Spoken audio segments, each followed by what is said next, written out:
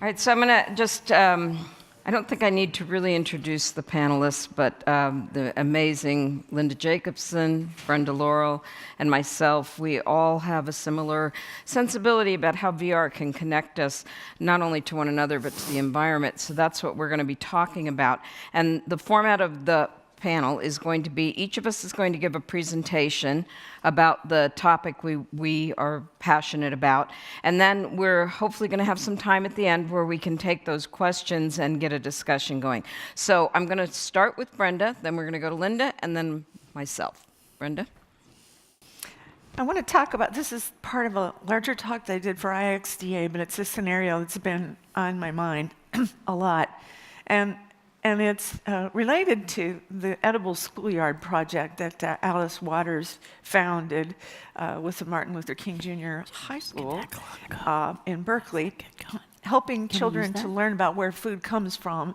There are some really startling statistics about children. 50% of the children in the United States, give or take 5, think food comes from the grocery store. So the Edible Schoolyard is an attempt to give these kids hands-on experience with growing food and then with cooking it and eating it. So this is a scenario. I'm deliberately not telling you what's doing what here, but I want to show you an idea, I guess. So the children have decided to plan their garden for next year, and some of them who've been in this middle school have already done a garden in the past, so they know what they're doing, and they're deciding where to plant. So they use their instrumentation to look around at the soil quality, at moisture, at the angle of sunlight, and make some decisions about planting. So one group decides they're going to plant tomatoes where they planted them last year, and they search around for companion plants and learn that, well, carrots and spinach would work really well with tomatoes. So they go off to plant that bed. And one of the kids says, you know, how last year the bottoms of the tomatoes got brown? Well, my mom says if you plant them with fish heads, they do better. And he opens this lunchbox and everybody's like, oh, gross, stop that, stop that. Another group of children who have been working with Native American history have discovered that a staple of the Native American diet, at least in many tribes, was corn, beans, and squash. So they decide they're going to go over and plant those 3 plants together, but they're not sure how to do it. And let's see. So they wander over to where they think they want it to be. And an Iroquois girl appears nearby, and she says, well, we call this the 3 sisters method of planting. You plant the corn in the middle, it acts like a pole, the beans climb the corn, and squash shades the ground. And the beans make the ground more fertile. And one of the children says, well, how does that work? And she says, well, I don't know, but you later people might. So the kids look at each other and they say, let's ask Alice. Alice, why does the ground get more fertile when beans grow here? And so Alice shows them an animation of nitrogen-fixing bacteria at work in the roots of plants. And they get the understanding of how beans enrich the soil. Okay. So now we're off to tending. The garden is growing. The plants are sort of in the middle of their life cycle. And the children are out looking at the 3 sisters array, and they find that, here, let me get this going here. They find that it needs to be a little better fertilized.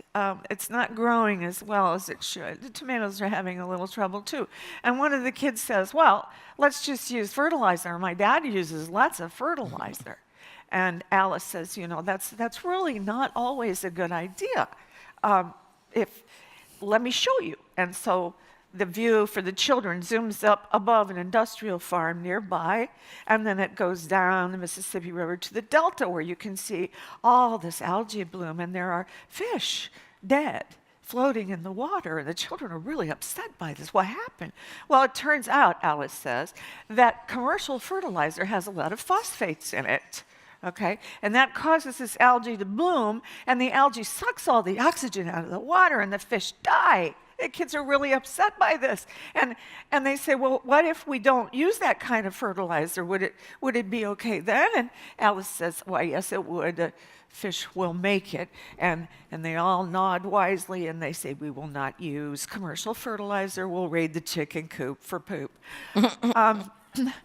Okay, so we're still in the growing season, and the children notice that on the corn, there are insects. And they see ants, but then they notice, what is that other little bug that's crawling around on the corn? And Alice says, well, those are aphids. Oh, well, they're nasty. They're like eating the corn. What do we do about that? And Alice says, well, ants and aphids work together. The ants actually take care of the aphids, and then they milk them for this sweet, goopy juice. The kids are like, ew. And we get an animation, and we see this going on, and they try feeding ants and aphids to each other. That doesn't work. Alice says, though, if there aren't so many ants, ladybugs will eat the aphids. So they go back into the simulation, and they sure enough, the ladybugs are eating the aphids when there aren't a lot of ants around interfering with it. So the children nod wisely, and one of the kids says, let's try to solve this problem without asking Alice. Okay, so she told us that the aphids have this goopy sweet stuff in them that the ants like. So let's do this. They go into the kitchen, they find a cloth, they soak it in honey, and they wrap it around the stalk of the corn, and the ants will get stuck in it. And the aphids will be eaten. So the next day, of course, they go on a great ladybug hunt. But that's another story. Okay, so now it's harvest time. Things are coming ripe. One little boy who's about to go off to high school is wandering around looking at it all.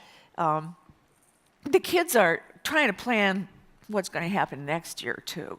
And they do a visualization. They do a what if. What if we put the tomatoes back where they were? Well, in the what if, they get a little smaller. So it appears that there needs to be some crop rotation, some changes in the plants. And they're planning all this stuff out. And as they get the tomatoes right where they look bushy, there seem to be little fish heads swimming around, and the kids shoo them away. And our little boy is wandering off to look at the corn, and it's dried in the cob, and he's feeling bummed out anyway. It's like, what do you do with dried corn? And a young Pueblo woman shows up, and she says, a really good way to store corn, the way my people do it, is you grind it while it's dry, and it keeps well, and you can cook with it.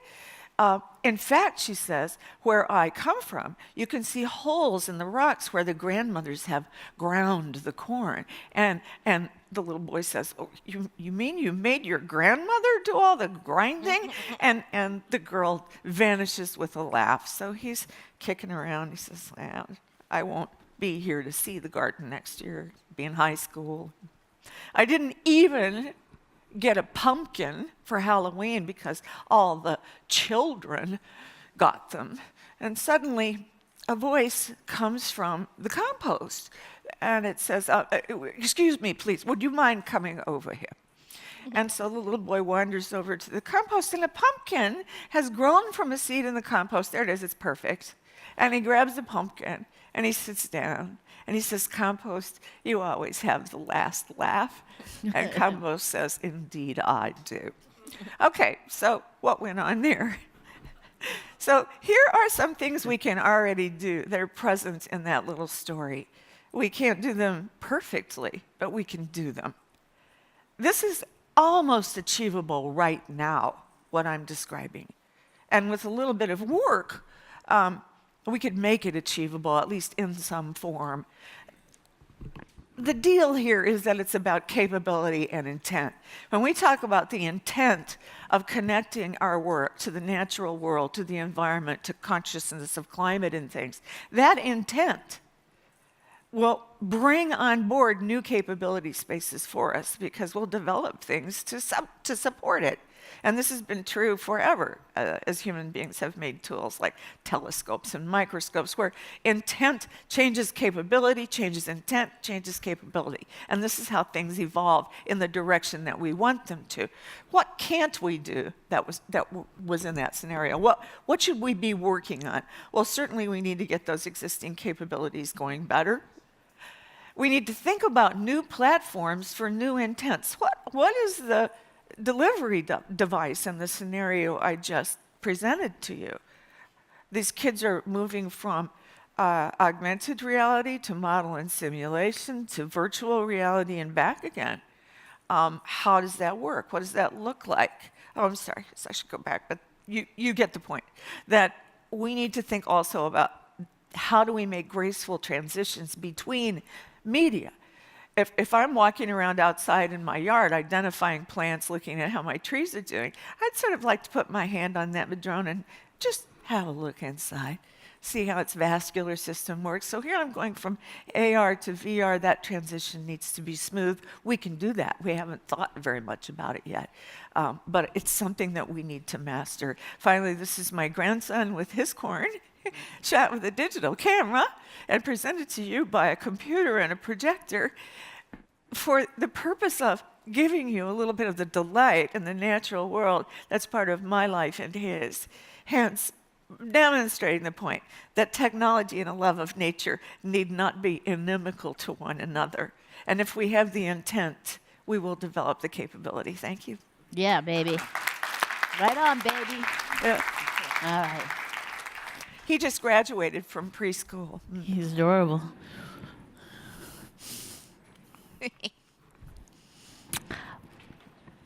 So new platforms for new intents. So that's what I'm talking about. I'm talking about using the platform of virtual reality to enhance the experience and the perception of getting old, of aging. But before I do that, let me just ask you all to think about something in your past. It could be recent past or it could be long ago past, and that is, in your mind, conjure up a place that made you feel really good. What is the incredible place on this earth where you feel a sense of self and contentment and pleasure and delight? Just shout out an answer if you've actually thought of something, the place that makes you happy. What's your happy place? British Virgin Islands. Did you grow up there? Okay. Sounds great. So you go there. I hope when you were talking about British Virgin Islands that you got a little squirt of that awesome neurotransmitter called dopamine. Dopamine is the juice that the brain cells send out in order to increase our motivation and focus. The thing that a lot of people don't think about is the fact that the brain, as it gets older, squirts out the dopamine for different reasons. You know, the brain changes as we age. So what triggers dopamine creation and juicing through the brain when you're younger is different than what happens when you're older. So I think a lot about the use of dopamine in enhancing the experience of aging. Now, for older folks who are in their 60s and 70s, and by the way, let me tell you that this is like one of the fastest growing demographics in the United States. There's older adults, people 65 and older. Here in the West, we have the largest concentration of older adults than anywhere in the country. Fastest growing demographic in Florida, people in their 90s. So this is a good group for us to look at. Now, for those folks who are no longer able to get around so well anymore, they're confined either to their own bedrooms in their own homes where they're aging in place. That's the thing that most people in the great generation or the silent generation want to do. They want to age in place. Others go to community environments where they're with other people, assisted living or whatever, either because they have some type of cognitive impairment or physical impairment. Those folks, they really can't go to their happy place, right? But maybe we could bring virtual reality to them to help them get to that place. That's what I'm doing. I have been working in this field a long time, but when I saw the decline of my grandmother to dementia and my mother to kidney disease, I thought, how could we bring this cool technology we have to enhance the lives of people who are stuck in place? So there's actually a lot of data that is out there to validate the use of wonderful virtual reality to create dopamine happiness moments in the brains of older adults. Particularly for older adults who no longer have really sharp short-term memory, virtual reality really triggers the dopamine production in the brain if they can use virtual reality for reminiscing. So here we have 3 gentlemen, all of whom have either mild cognitive impairment or early stage dementia. And I was with them in an assisted living community in Alameda and showing them environments that were algorithms created by a company at MIT called Rendeavor to allow me to use one tablet to control multiple Gear VRs and have people immersed in Google Earth VR in this case. So the use of this technology, this woman, you could see the look on her face. It's just such an exciting thing to bring this technology and these places, virtual places, to folks who are older. Now, I mentioned before about the aging brain, different than the younger brain. Most of us know and probably have rolled our eyes mentally when our grandparents or older loved ones start telling you the same stories over and over. They talk about places they went to or people they remember, and sometimes they'll repeat the stories. Well, actually what's going on in their brain is a lot of really good stuff. It turns out that when older adults reminisce, the pleasure centers of their brain light up all over. Not so much when people in their 20s, 30s, and 40s reminisce.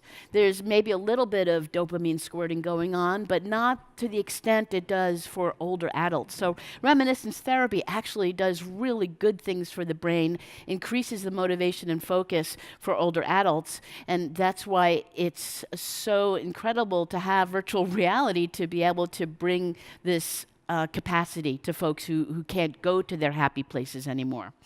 The other thing that's happening too is these happy juices are actually contributing to the buildup of brain reserves and really good brain cells that can be used to enhance short-term memory and communication skills.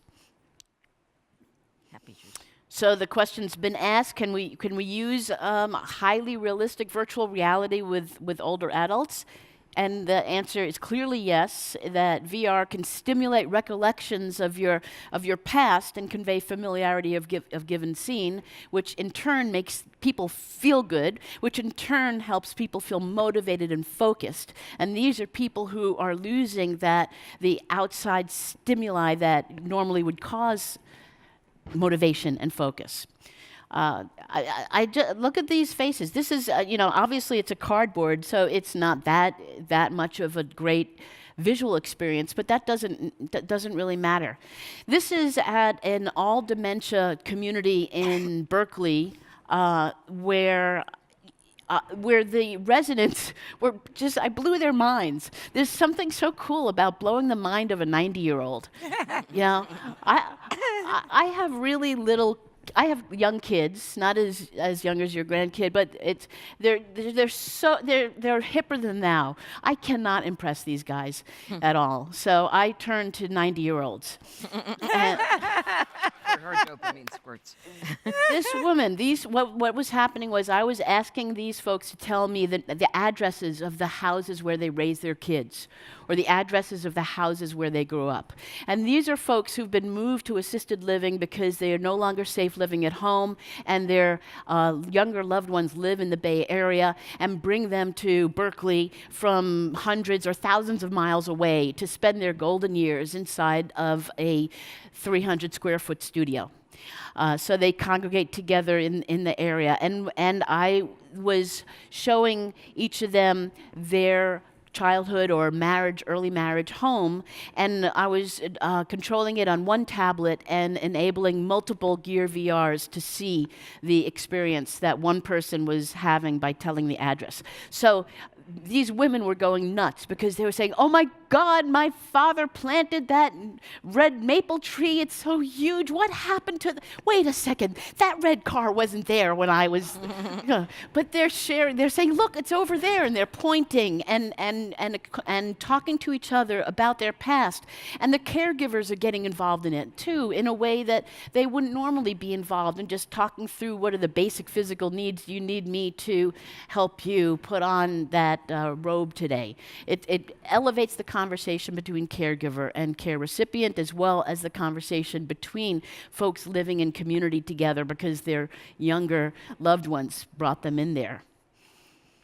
So I do a lot of things. I thought it's interesting to consider what they respond to the most, other than the reminiscence provided by going to places they used to love. They love going to Machu Picchu, or the top of Everest, or Paris in the Middle Ages. I mean, there's all kinds of experiences that are possible, and it's not really requiring a lot of sophistication in the simulation.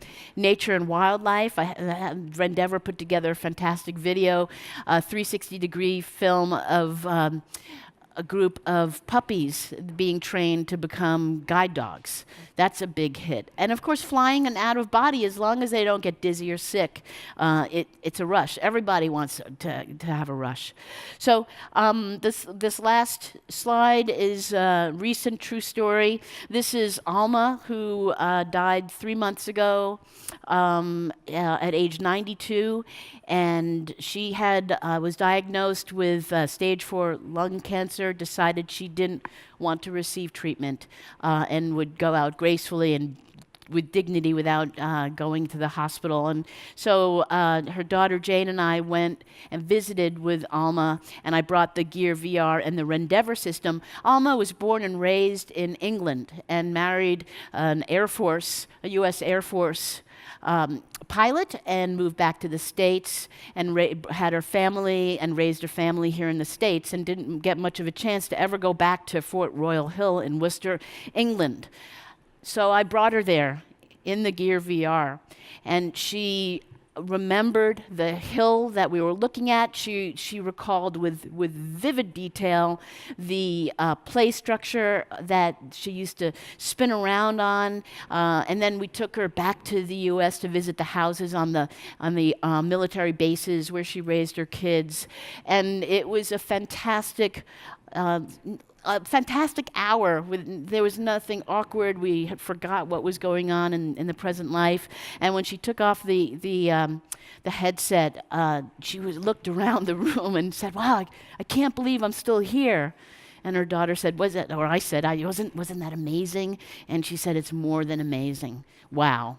So we could bring this to our older folks and have this for ourselves. I hope you have a day full of dopamine. Okay. Woo! You rock. Right. Thanks. All right. So this last session is looking at, let's see, put the slide up. How can we build places that, in virtual reality, that are as special and as rich as physical reality? And I want to talk a little bit about what makes a space, because we're building lots of spaces in virtual reality, but what makes that into a place, something that gives us that dopamine kick, that connects us to the earth, something that really brings it back to our human nature and our environment. I don't really have all these answers, but right now we're building things that I think only capture 10-20% of what we experience in physical reality.